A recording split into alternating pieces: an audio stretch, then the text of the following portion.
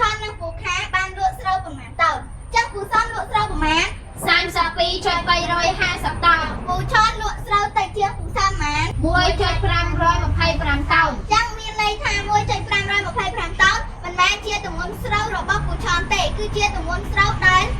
តិចជាងពូសំចឹងមុនដំបូងគឺយើងត្រូវរកទម្ងន់ស្រូវរបស់ពូឆានសិនចឹងដើម្បីរកទម្ងន់ស្រូវរបស់ពូឆានយើងត្រូវធ្វើម៉េចយើងត្រូវយក32.350តោនដល់1.525តោនត្រឹមត្រូវយើងត្រូវយកទម្ងន់ស្រូវរបស់ពូសំទៅដកនឹងទម្ងន់ស្រូវដែលតិចជាងពូសំគឺយើងឃើញទម្ងន់ស្រូវរបស់ពូឆានហើយតមកគឺថាប៉ុន្តែច្រើនជាងពូខា1.135តោនចឹងមានន័យថាពូឆានណាលក់ស្រូវច្រើនជាងពូខា1.135តោន1.135តោនហ្នឹងមិនមែនជាទម្ងន់ស្រូវរបស់ពូខាទេគឺជាទម្ងន់ស្រូវដែលពូឆានច្រើនជាងពូខាឬក៏យើងអាចនិយាយបានមួយទៀតគឺជាទម្ងន់ស្រូវដែលពូខាតិចជាងពូឆានចឹងយើងត្រូវរកទម្ងន់ស្រូវរបស់ពូខាសិនចឹងដើម្បីរកទម្ងន់ស្រូវរបស់ពូខាយើងត្រូវធ្វើម៉េចយើងត្រូវយក1.500យើងត្រូវយកទម្ងន់ស្រូវរបស់ពូឆានដកនឹងទម្ងន់ស្រូវរបស់ពូ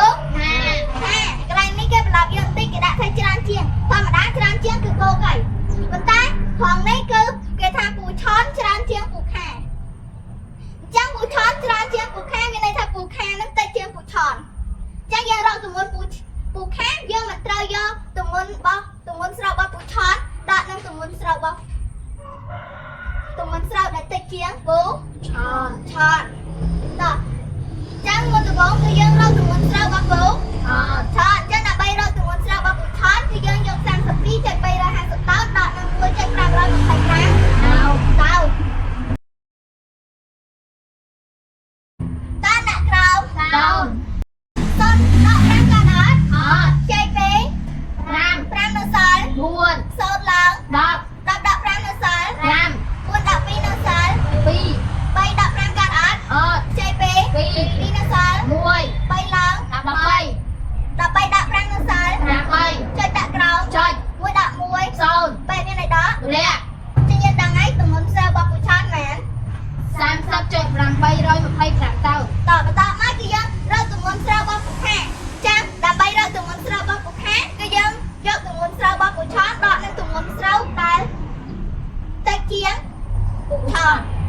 ចឹងទម្ងន់ស្រូវរបស់ពូឆានមែន30.825តោនហើយទម្ងន់ស្រូវដែលតិចជាងពូឆានមែន1.135តោន1.135តោនជាយើងដកមកតោនដាក់ក្រោម5ដាក់5នៅសល់0 2ដាក់3កាត់អត់ចេញពេក8នៅសល់7 2ឡើង12ដាក់2ដាក់3នៅសល់9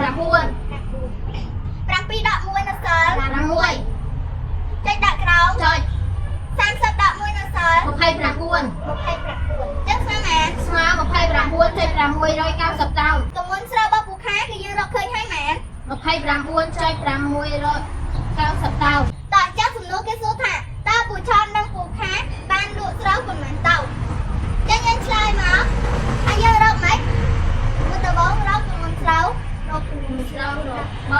ឆានតបមករកទម្ងន់ស្រូវរបស់ពូខាហើយពេលយើងឆ្លើយគឺយើងឆ្លើយថាទម្ងន់ស្រូវរបស់ពូឆានគឺ30.825តោន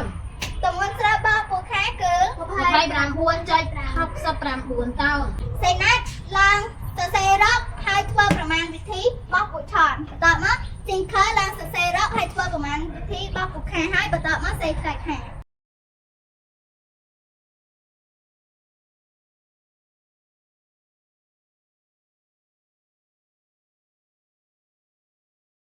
ប្រមាណវិធីរបៀបឆ្លើយរកទម្ងន់ស្រូវដែលពូឆានបានលក់យក32.350ដល់1.525ស្មើ30.825តោនរកទម្ងន់ស្រូវដែលពូខាលក់យក30.825ដក1.135ស្មើ29.69តោនឆ្លើយថា